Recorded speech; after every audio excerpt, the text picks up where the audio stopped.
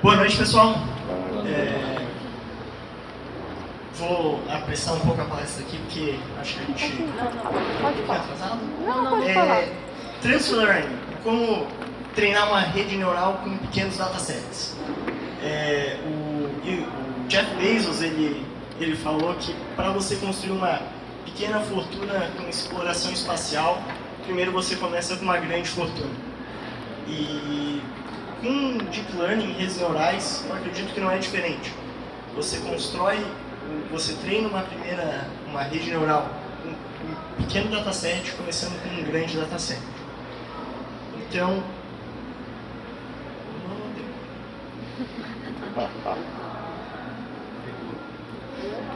Então, a inteligência artificial tem expandido muito as possibilidades recentemente. Não sei quem conhece o AlphaStar.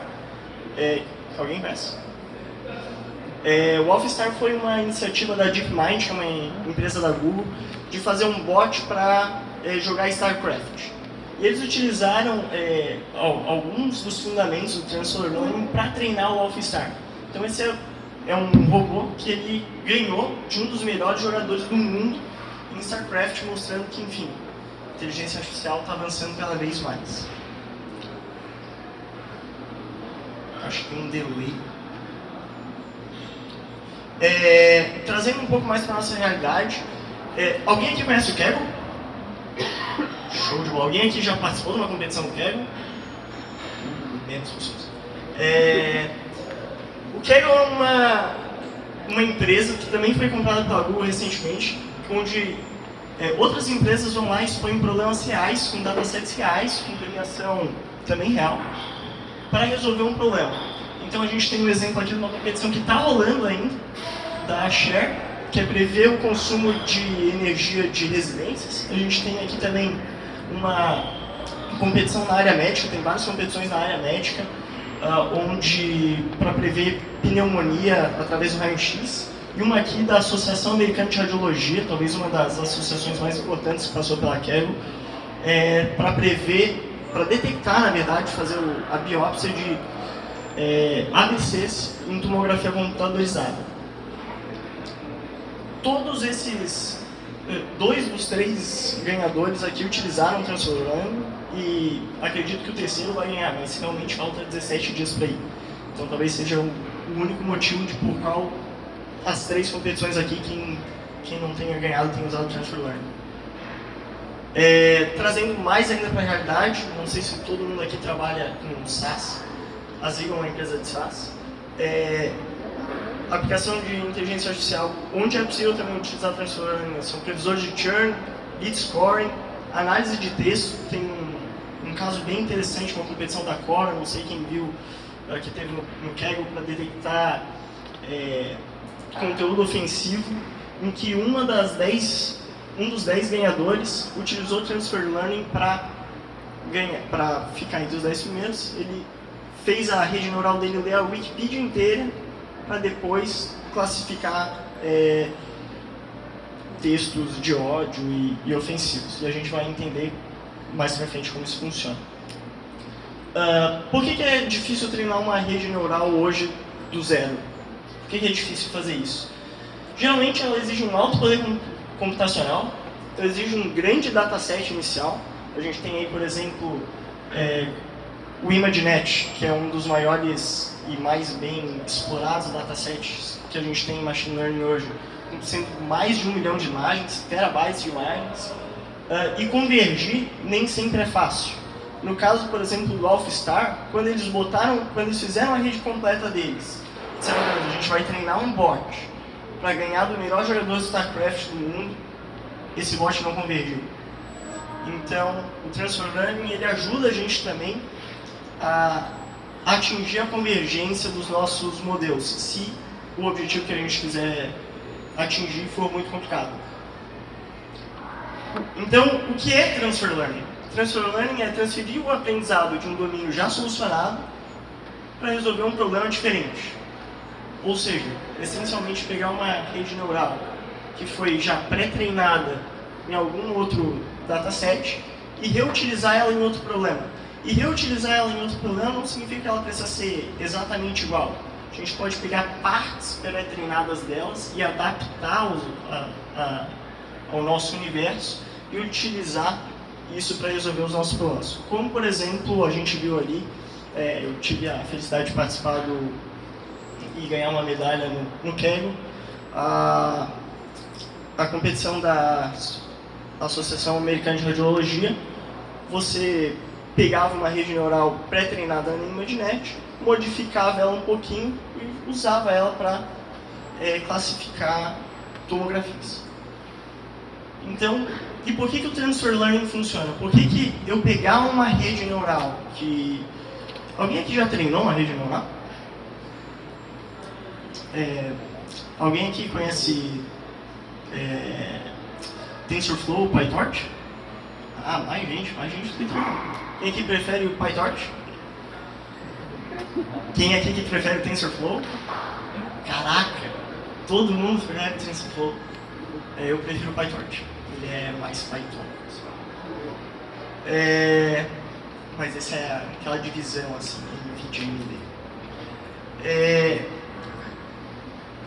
A gente vai explorar uma intuição lógica de por que transferir o aprendizado de uma rede neural pré-treinada funciona.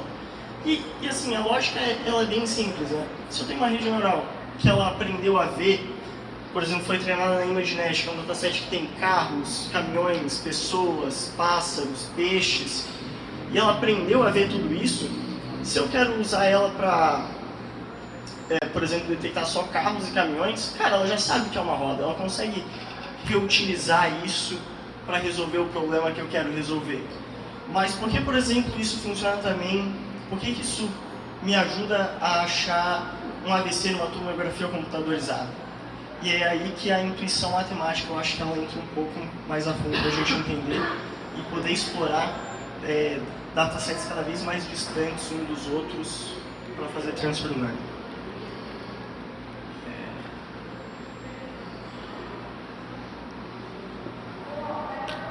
Show. Então, o que é uma rede neural? Tipo assim, a gente tenta treinar inteligência artificial, mas a gente ainda está no struggle. Então, o que é uma rede neural? Existem dois blocos básicos. O primeiro bloco básico, bastante gente lá para plateia. Basicamente, fazer convolução em imagem é você pegar um filtro e passar pela sua imagem. Então, por exemplo, meu filtro é uma mão, ele vai se ativar mais ou ficar mais feliz quanto mais mãos ele vê. Quanto mais distante de uma mão ele vê, menos ele fica feliz. Então, de certa forma, passando pela imagem, a gente consegue entender por que a gente consegue transferir esse aprendizado de uma rede para outra. Por exemplo, se o meu filtro fosse uma roda e eu estivesse utilizando esse filtro para detectar carros, então ele vai ver uma roda e ele vai entender isso. Agora, por exemplo, por que isso funciona numa rede totalmente conectada, onde cada input específico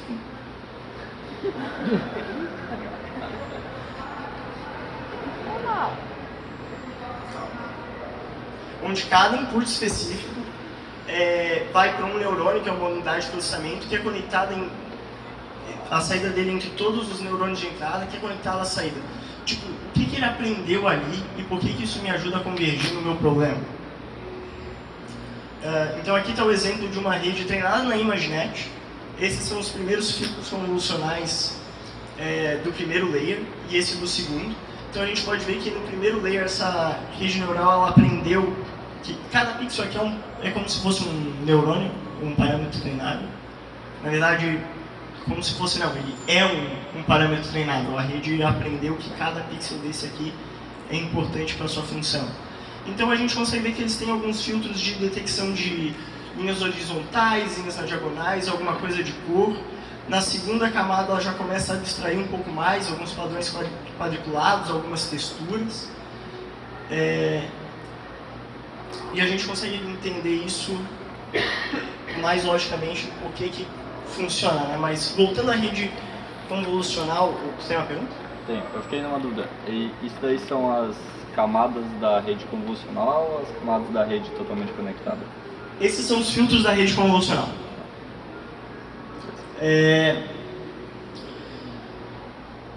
Enfim, por que isso funciona? Por exemplo, por que eu consigo fazer transfer learning, que é usar o aprendizado que uma rede aprendeu para ler texto que não tem nada a ver com isso, para detectar comentários tóxicos no core.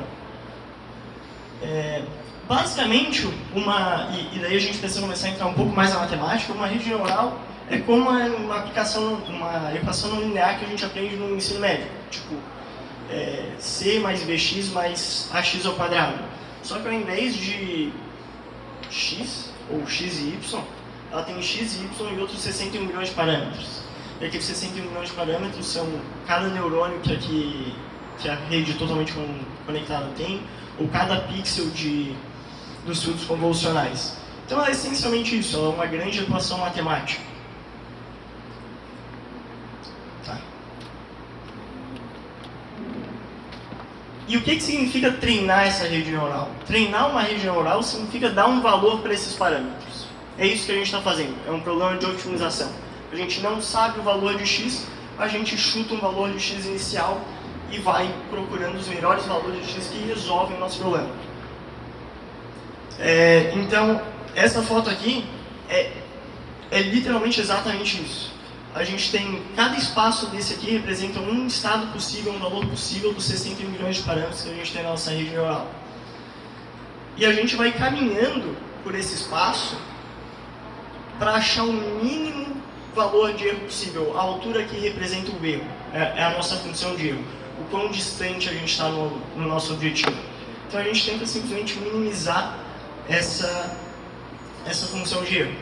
E por que a gente não consegue simplesmente vir daqui para cá? Porque a gente não consegue realmente desenhar essa função de erro para uma rede neural. A gente não tem capacidade computacional e nem memória para isso. Porque, enfim, seria todo o universo que 61 milhões de parâmetros podem ocupar. Talvez com a computação quântica a gente consiga outros métodos de otimização que façam a gente pular daqui diretamente para cá. Hoje a gente vai otimizando isso. E aqui tem uma série de algoritmos de otimização. Então, essa daqui é uma função de erro. E aquele ponto ali é o ponto inicial aleatório que a gente começou a nossa rede neural. A gente foi lá, escreveu um TensorFlow a nossa rede neural, botou o número de camadas e a gente precisa setar esses parâmetros de alguma forma. Geralmente a gente seta eles com uma distribuição normal ou alguma coisa do tipo, mas essencialmente aleatório. E ele começou aqui. E daí a gente põe para otimizar. E ela vai numa longa caminhada de ver uma imagem, ver um exemplo, acerta ou erra, ver o que ela acertou ou errou, ver qual direção ela pode caminhar esses 61 milhões de parâmetros para reduzir o erro e chegar no ponto ótimo. Agora vamos supor que a gente fez isso a primeira vez. Como centenas de vezes a gente já fez isso. A gente tem centenas de modelos pré-treinados ou treinados, ou que a gente já treinou, que a nossa empresa já treinou, em grandes datasets. Agora o ponto inicial, se eu pegar essa rede neural, é aqui. E se eu mudar o problema que eu quero resolver? Eu essencialmente estou mudando a função de erro. Mas os parâmetros eles começam aqui. O que significa que se a minha função de erro for mais ou menos parecida com essa daqui, significa que eu vou começar já muito perto do ponto ótimo. E é essencialmente base transfer learning. A gente está botando a nossa rede neural num ponto inicial melhor, mais próximo do problema que a gente quer resolver. Então, por exemplo, se a gente mudar e se a gente mudar essa função de erro e a gente começar ali onde a gente estava começando, agora a gente tem um caminho muito menor para percorrer para o mínimo possível. Mas note que esse mínimo possível, às vezes, não é o mínimo global da função. Foi esse o desafio que a DeepMind teve. Quando ela botou a rede neural completa dela para treinar do zero, ela começou num ponto inicial muito ruim, que nunca convergia. Ela nunca conseguia resolver o problema que era jogar StarCraft. Então o que ela fez foi pegar uma base de dados bem grande de jogadores, analisar e gravar o jeito que os jogadores jogavam, e ao invés de minimizar a função de erro de vence um jogo de StarCraft, ele tentou minimizar a função de erro de tenta imitar o que esse jogador está fazendo. E tenta imitar o que esse jogador está fazendo mudou o ponto inicial da rede neural daqui e ela foi caminhando e chegou ali. E daí, quando ela chegou ali, ela conseguiu chegar num ponto da função de erro dela, que ela conseguia convergir, então ela conseguia caminhar para frente e não se perder. Então o Transfer Learning ele serve também para a gente resolver problemas não só mais rapidamente, mas mais complexos. Ou seja, o Transfer Learning ele facilita a nossa convergência. É essencialmente isso que ele faz. Agora a gente vai para a parte prática. Essa parte era uma parte onde a gente ia ter live coding. Todo mundo aqui conhece o Google Colab? Cara, o Google Colab é uma ferramenta sensacional disponibilizada pela Google, onde tem a maioria, ou as principais bibliotecas de inteligência artificial já instaladas. Quem não usa, eu recomendo muito. Vocês conseguem um computador muito bom lá, geralmente uma GPU com 12 GB de RAM, um computador com 16 GB de RAM, 300 GB de HD, internet, fibra ótica da Google. É sensacional. Qual que é o problema? Nem sempre está disponível. E ele sempre estava disponível para mim. Hoje de tarde eu fui testar, ele não estava. Daí eu imaginei que ele podia não estar aqui agora também. Então a gente vai ficar com os resultados em slides e talvez a gente tente abrir o Google Colab se der tempo. Não sei como está o tempo. Raquel? Tem tempo? Mais ou menos? Então a competição que os dados que a gente vai pegar, o problema que a gente vai tentar resolver é de uma empresa que foi para a Kaggle, é a Carvana Image Mask Challenge. A Carvana é uma empresa que ela vende carros usados lá nos Estados Unidos. E lá na sede dela tem esse ambiente muito legal, onde eles põem o teu carro, eles tiram a foto, eles mandam para um designer cropar, e daí eles fazem várias montagens do teu carro, porque eles viram que isso facilita a venda do carro. Qual que é o problema? Mandar um designer cropar. Eles queriam fazer isso de forma automática e eles conseguiram. A foto original é essa. Se tu manda o Photoshop com aquela varinha mágica cropar o carro, ela faz esse trabalho. Ok, é um bom ponto inicial, mas a gente queria chegar no ponto manual. Então, qual é o goal? Qual que é o nosso erro? O nosso objetivo? O nosso objetivo é desenhar uma máscara ao redor do carro para que a gente possa extrair ele. Esse foi o objetivo que a Carvana trouxe para o Kaggle. Como o Transfer Learning performa nessa aplicação? Então, a rede que a gente vai usar aqui é a AlgoNet. Ela é uma extensão de uma rede chamada ResNet, que a ResNet sim, ela consegue ser treinada no ImageNet. Caramba, quantas nets tem? Ela consegue ser treinada no dataset da ImageNet. Você consegue botar essa rede neural num bom ponto inicial. Só que a gente tem que desenhar uma máscara. O ImageNet ele classifica se é peixe, carro, papagaio, cachorro, mas ele não desenha uma máscara. Então a AlgoNet estende a saída da ResNet para que ela consiga pintar os pixels que ela precisa pintar. Se a gente inicializar essa AlgoNet aleatoriamente, esse é o resultado que a gente tem. Cada imagem aqui representa mais ou menos 13 imagens que a rede neural teve para treinar.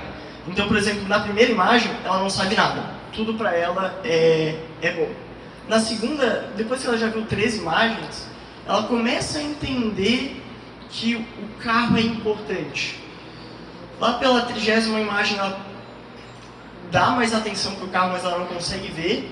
A partir daqui, ela já começa a ficar nível Photoshop.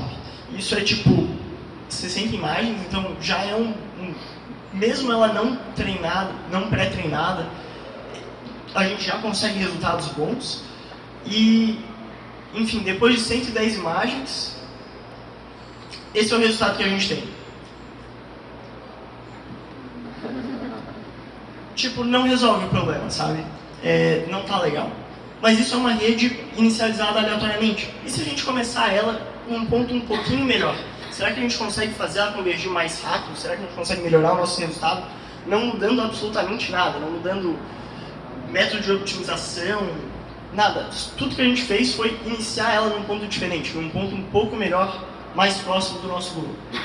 Então, mesma rede, AlgoNet, com os pesos pré-treinados na ImageNet, os que davam, né?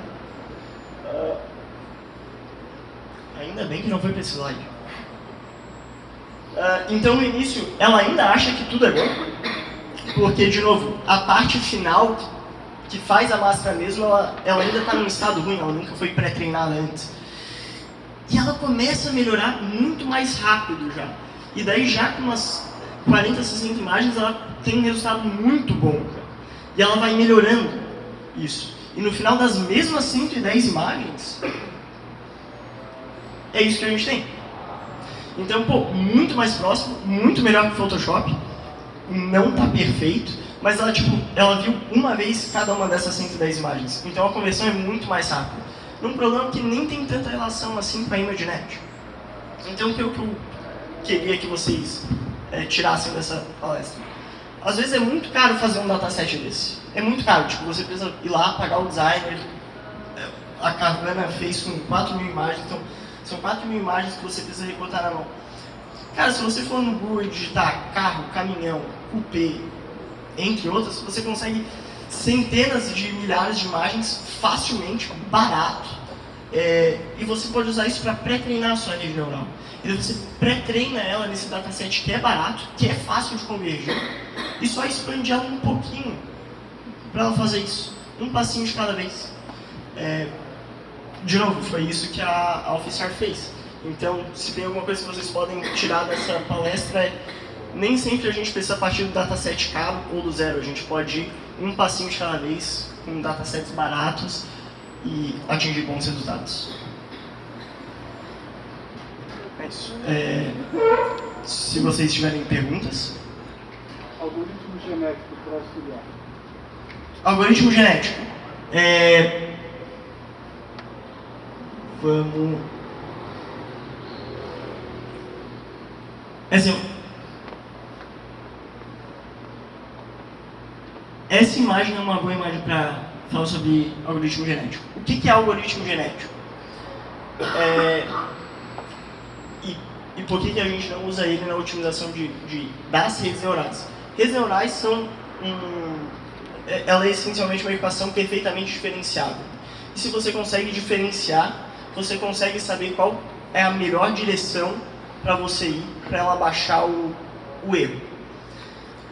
Ou seja, ela está aqui, ela não consegue ver o universo todo, mas ela consegue ver 15 centímetros à frente, ela sabe que se ela for nessa direção, ela está indo na direção correta. O algoritmo genético seria aleatoriamente você mudando partes dos pesos para caminhar por aqui, meio que sem saber a direção exata que você precisaria ir. Onde que o algoritmo genético tem utilidade em machine learning? Hiperparâmetro. Hiperparâmetro é os parâmetros que a gente usa para setar a rede neural, para definir, setar a rede neural não, para definir os parâmetros de como que ela vai seguir esse caminho. Então, tamanho de passo, tamanho de imagens que ela vai olhar para fazer isso. Eu acho que aí, setando hiperparâmetros, o algoritmo genético tem um bom resultado com redes neurais. Não sei se ficou claro. Não, ok. Alguma outra pergunta? Eu entendi bem como é que funciona para problemas de imagem, até porque da ResNet, da convolução, meio que as primeiras redes identificam coisas básicas que a gente está acostumado a ver, tipo contornos, círculos, enfim. Mas eu entendi como que a gente pode usar esse conceito de Transfer Learning para, tipo, semântica de texto, que outras redes a gente pode usar como base, né? Tipo, qual seria a ResNet para texto? Ok. ResNet é a arquitetura, basicamente, né? Você pode pegar uma arquitetura boa para texto, ou você pode criar a sua arquitetura boa para texto. Provavelmente ela vai ser uma rede neural recorrente, ou alguma coisa do tipo.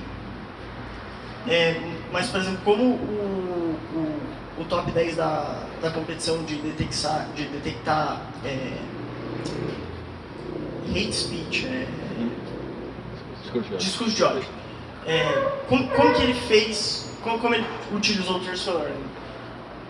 A quantidade de exemplos que ele tinha de discurso de ódio era relativamente pequena. Então o que ele fez? Ele baixou a Wikipédia inteira em inglês. É fácil de fazer isso, a Wikipédia ela disponibiliza de maneira fácil para download, para você fazer mirror e etc. E ao invés de prever o discurso de ódio na Wikipédia ou alguma coisa assim, ele fez a rede neural tentar adivinhar qual que era a próxima palavra. Então, ele lia uma sequência de palavras e ele tentava adivinhar qual que é a próxima palavra. Quase que como a AlphaStar tentando adivinhar qual que era o próximo passo do jogador humano. Ele tentava adivinhar qual que era a próxima palavra. E isso fez com que essa rede neural entendesse um pouco o que é o inglês, por exemplo. Como que a gramática funciona. Como que os verbos, os substantivos, eles são encaixados numa frase. Então ele foi tentando prever a próxima palavra. Ele fez isso para a Wikipédia inteira. Daí ele tinha um bom ponto inicial. Entendeu? E daí ele pegou a inteligência artificial dele e tirou de um ponto horrível e já botou num ponto bom de partida. E daí sim ele foi resolver o problema. Ficou claro como você pode ver? Show. Perguntas, vai, a gente tem bastante tempo para perguntas.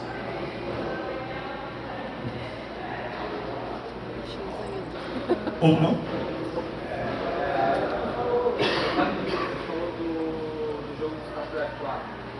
O primeiro objetivo deles foi ganhar o jogo, certo?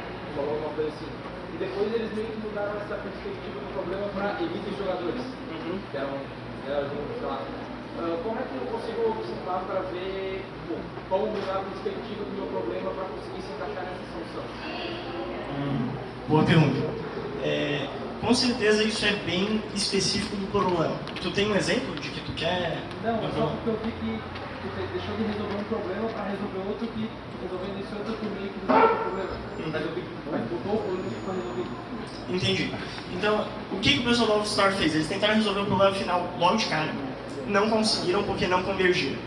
E daí eles começaram a imitar jogadores humanos. E eles conseguiram bater 95% dos jogadores humanos no ranking.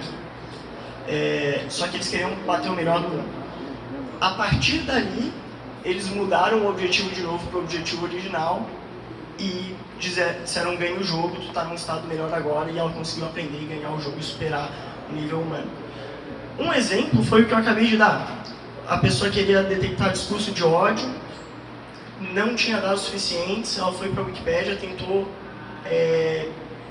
ver qual que era a próxima palavra e depois tentar solucionar o discurso de ódio depois.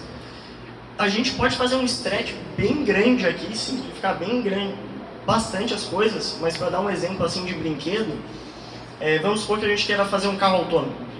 E daí o objetivo da rede é dirigir esse carro, possivelmente respeitando as leis de trânsito. Milhões de horas para treinar essa rede neural. O que a gente pode fazer, e ela vai ter que aprender o que é uma placa de pare, o que é uma pessoa, o que é um cachorro.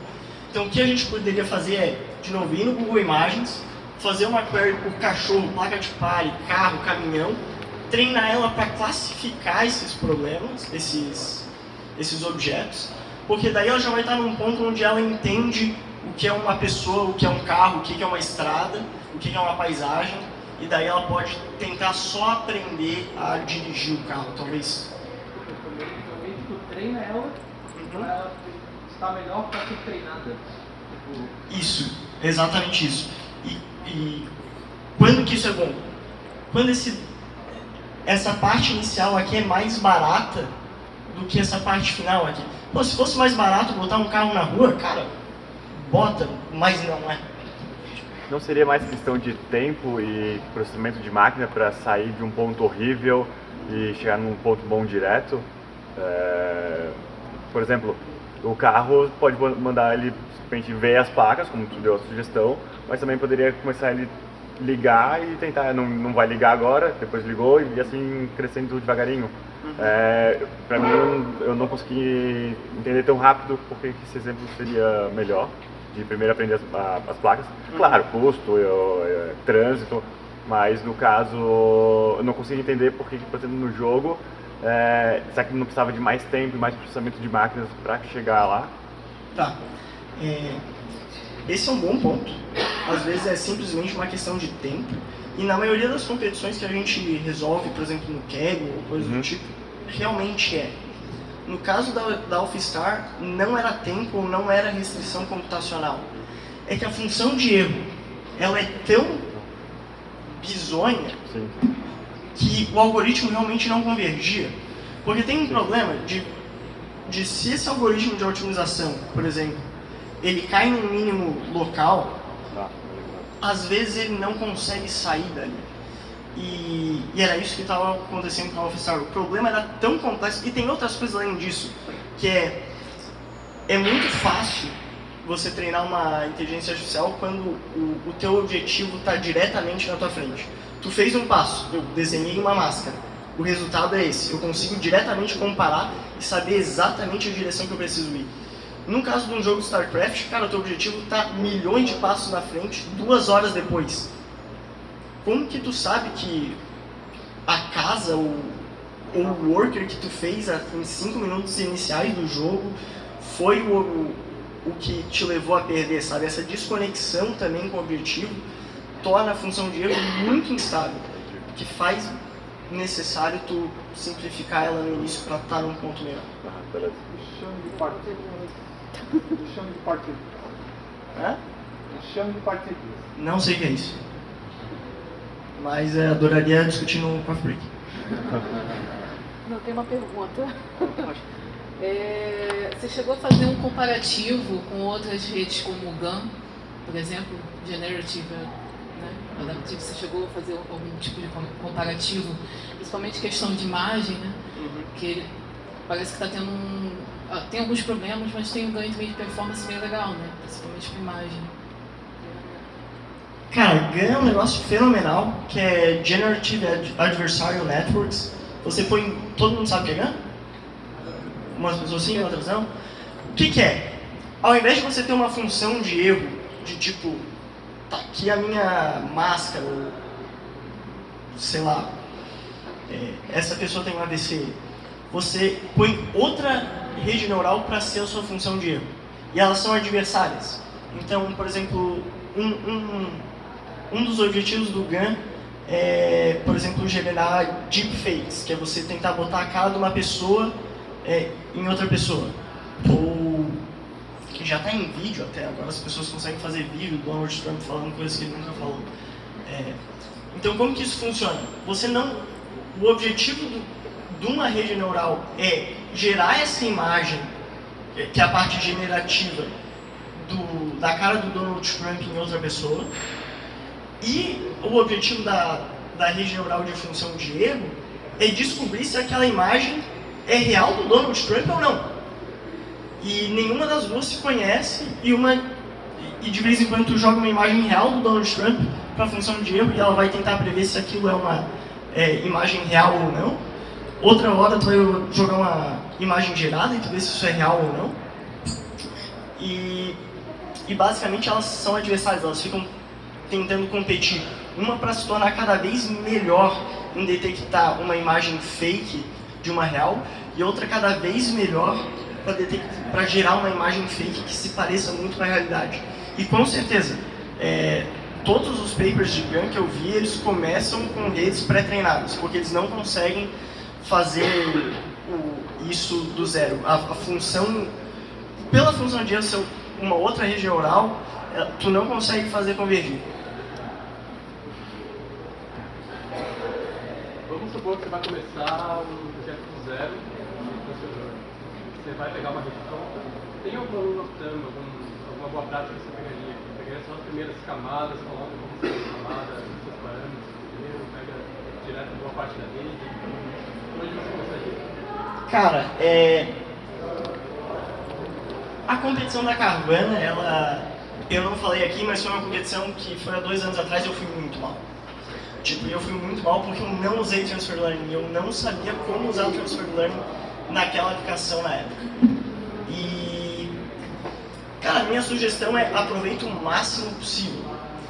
Se a gente fosse discutir algo net aqui, cara, o cara faz um trabalho fantástico de pegar uma rede neural que ela só sabe classificar e usar todos os layers que ele consegue para encaixar na arquitetura dele. Então, eu tentaria, primeiro, fazer mudar o mínimo possível da arquitetura para resolver o meu problema. E depois que eu mudei o mínimo possível, tentar encaixar a máxima quantidade de layers pré-treinados que eu consigo.